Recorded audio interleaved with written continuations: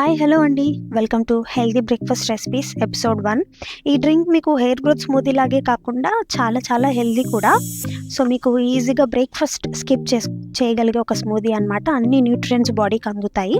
So చేసేద్దామా? వచ్చేయండి. ముందుగా ఒక బౌల్ తీసుకొని అందులోకి 6 డేట్స్ యాడ్ చేసుకోండి and 2 tablespoons of cashews, 8 walnuts, 2 dried fig, అంజీర్ అంటాం కదా ఆ అంజీర్, అండ్ 12 ఆమండ్స్, బాదం పప్పు ఒక 12 వేసుకోండి. And then 2 tablespoons of chia seeds weight లాస్కి హెల్ప్ అవుతుంది. And then 2 tablespoons of pumpkin seeds, గుమ్మడి గింజలు 2 టేబుల్ స్పూన్స్ యాడ్ చేసుకోండి. And then 2 tablespoons of sunflower seeds. So ఈ sunflower seeds, pumpkin seeds and walnuts మన hair గ్రోత్కి చాలా help అవుతాయి అన్నమాట.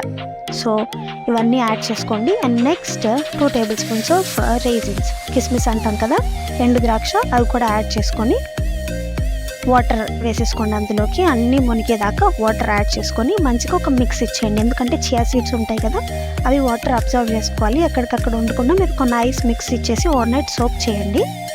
సోక్ చేసిన తర్వాత మార్నింగ్కి ఇలా అవుతాయి అవి. సో మీరు ఇందులో కావాలంటే ఒక బనానా కూడా యాడ్ చేసుకోవచ్చు మిక్సీలోకి ట్రాన్స్ఫర్ చేసుకునే ముందు.